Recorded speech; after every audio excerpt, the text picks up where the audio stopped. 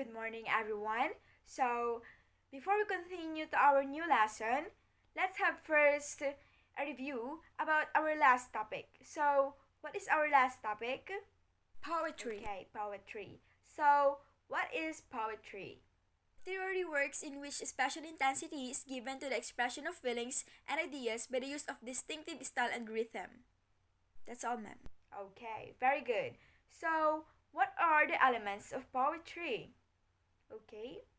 According to our last topic, ma'am, these elements may include voice, diction, imagery, figures of speech, symbolism and allegory, syntax, sound, rhythm, and meter, and structure. Very well. So before we start our discussion, get your partner and I want you to take something you have in your bag and make a poem, 1 to 2 stanza.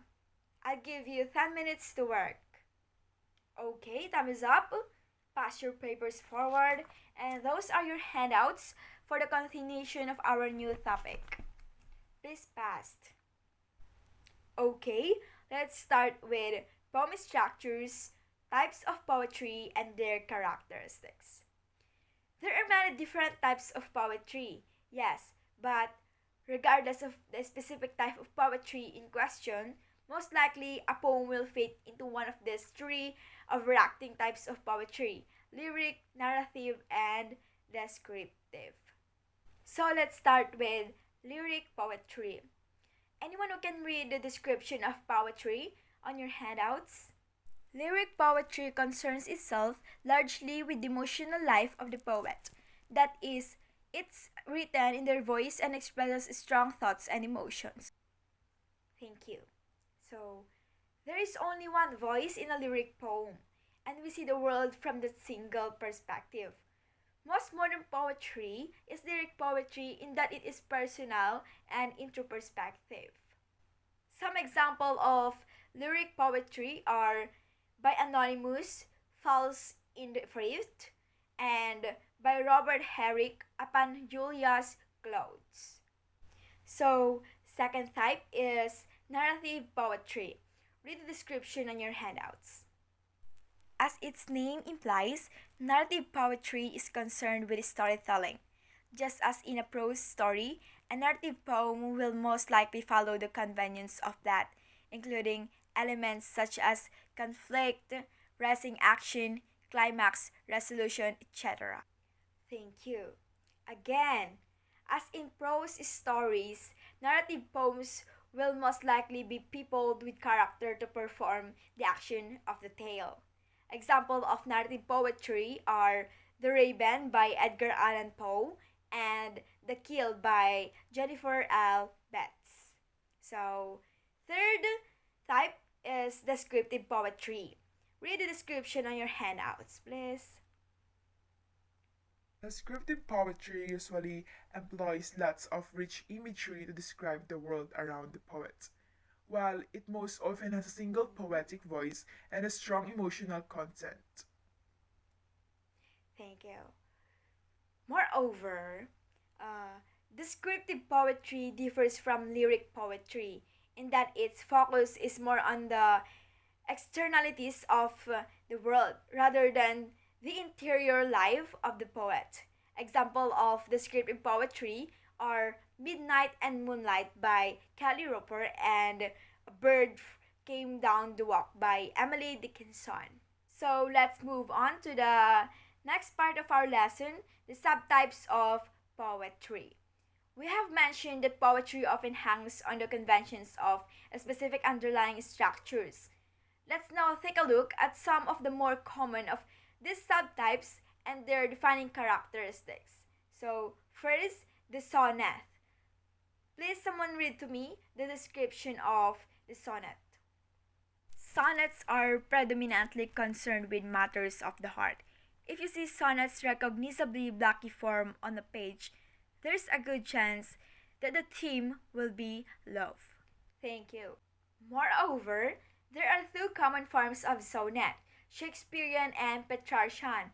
They differ slightly in their internal structure but both have 14 lines. Let's take a look some more of the internal characteristics of both forms. First, the internal characteristic of Shakespearean. Comprises three quatrains of 4 lines each, ends with a rhyming couplet which forms a conclusion. Rhyme scheme is ABAB, CD, EFEF, GG.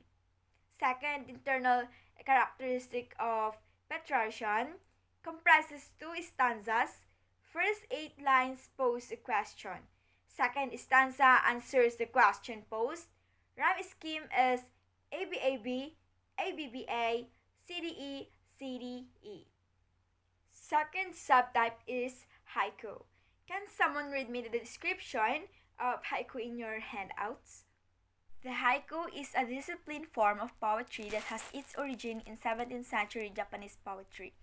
Usually, it is concerned with nature in natural phenomena such as the season, weather, etc. They are often quite meditative in tone. Thank you. However, there are no rules regarding themes. The only real demands here relate to structure. They are written in 3-line stanzas. First line contains 5 syllables. Second line contains 7 syllables. Third line contains 5 syllables. Third subtype is elegy. Please read the description of elegy in your handouts. Elegies are the type of poem that don't really come with specific structural requirements, but still constitute a recognizable form of poetry. What makes an elegy is its subject, that is, that. Elegies are poems of lamentation. The word elegy itself comes from the Greek word elegia, which means to lament. Okay, to summarize up, elegy, a poem of reflection on death or on someone who has died. Elegy usually comes in 3 parts expressing loss, grief, praise for deceased, and finally, cancellation. So let's proceed to the fourth subtype, the limerick. Read the description of limerick in your handouts, please. Favorites of school children everywhere, the most defining characteristics of limerick are their renowned humor. Given their well-deserved reputation for being funny and on occasion crude, it's easy to overlook the fact that beneath the laugh lie quite a tightly structured verse form. Okay, moreover, limerick has 5 lines in total, distinct verbal rhythm, 2 longer lines of usually between 7 to 10 syllables, 2 shorter lines of usually between 5 to 7 syllables, 1 closing line containing the punchline, and rhyme scheme is AABBA. So, time for next subtype of poetry, which is ballad. Please read me the description of ballad on your handouts. Ballads are type of narrative poetry that has close ties to musical forms. Ballads written as poetry can often easily be adapted as song lyrics. While ballads don't have tight formal constrictions like some other forms of poetry, there are enough in the way of distinguishable features to identify it as a form. Thank you.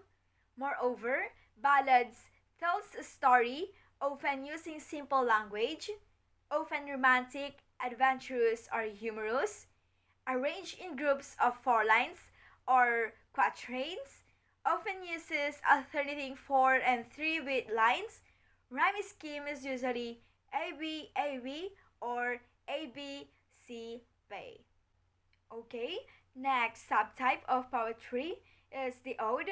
Please read me the description of ode.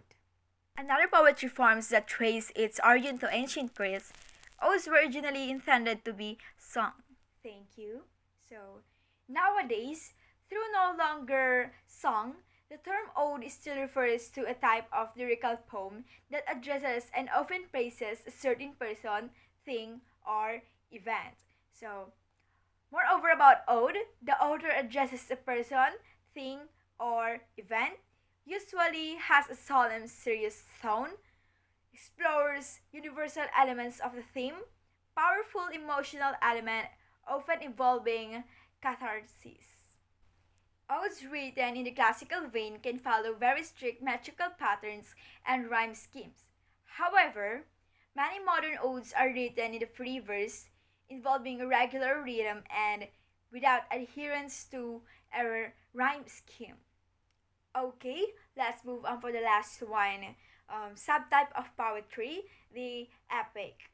These are long narrative poems that recounts heroic tales, usually focus on a legendary or mythical figure. Think of works of literature on a grand scale such as the Odyssey, the Castle Raid of Cooley, or Beowulf. Epic poetry employs an objective and omniscient narrator written in an elevated style, recounts heroic events, and grand in scale. Okay, let's do one activity. I'm going to show you some example of poem and I want you to identify if what type of poetry use. I'll give you 15 minutes to answer those and we will discuss one by one afterwards. Okay, you may start. Time is up. Let's check your answer. I am going to read the poem first and you will read it after me. Okay. The Rime of Ancient Mariner by Samuel Taylor Coleridge. It is an ancient mariner, and he stopped at one of three. By thy long grey beard and glittering eye, now wherefore stoppest thou me? The bridegroom's doors are opened wide, and I am next of kin. The guests are met, the feast is set. Mayest hear the merry din. Okay, your turn. Okay, for the rhyme of the ancient mariner, if your answer is narrative poem, your answer is correct. Yes, this is a poet by Coleridge. The poem narrates the story of an ancient mariner. It represents not only character and settings but also shows a conflict through its supernatural elements.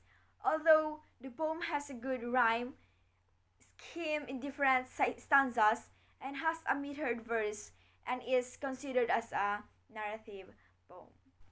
Let's proceed to number 2, Midnight and Moonlight by Kelly Roper. Her hair as dark as midnight, sleek and wavy trailing down. Her skin as pale as moonlight, project a silvery glow all around. The night so cool and quiet as the stars twinkle in the sky, and all of nature stands in awe as this beauty passes by. Okay, your turn. So, as you noticed, the writer describing a girl. Yes, I said girl because on the first line it said her hair as dark as midnight. Her is our clue. So, Kelly Roper describing a girl. Love to Know contributing writer Kelly Roper is also an adept writer of descriptive poems. Consider this first poem evoking imagery of the pale moonlight against the darkness of midnight. Okay, number 3, We Are Seven by William Wordsworth.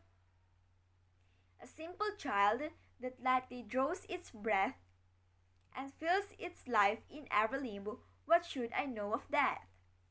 I met a little cottage girl. She was 8 years old, she said. Her hair was thick, with many a curl that clustered round her head. So, if your answer in number 3 is narrative poem, you are correct. This is another great narrative poem by William Wordsworth, the poet of nature. This poem is short narrative perfectly rhymed into a poem. The narrative has two characters. The poet who inquires the little girl about her siblings and the little girl who responds to him.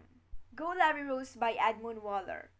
Go lovely Rose, tell her that wastes her time and me, that now she knows when I resemble her to thee, how sweet and fair she seems to be. Tell her that young and shrunk to have her grace espied, that has those wrong in desert where no men abide, thou must have uncommanded died. Small is the worth of beauty from their light retired, bid her come forth, suffer herself to be desired, and not blush to be admired.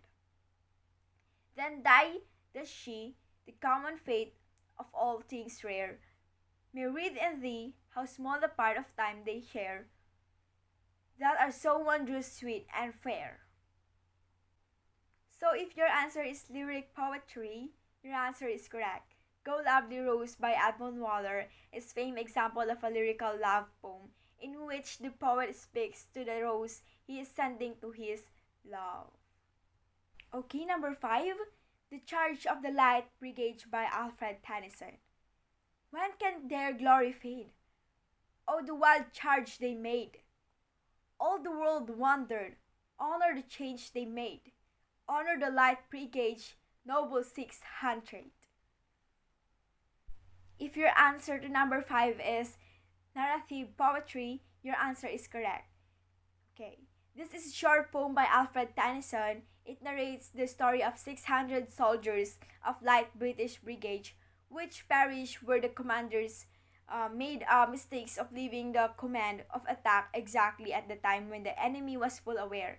With the setting of the battlefield and the battle command makes an excellent narrative poem. Okay, for your group activity, group yourself into 5, and for your group activity, I want you to choose a type or subtype of poetry and make a poem minimum to 2 and maximum to 5 stanza. Pass your work after our class time.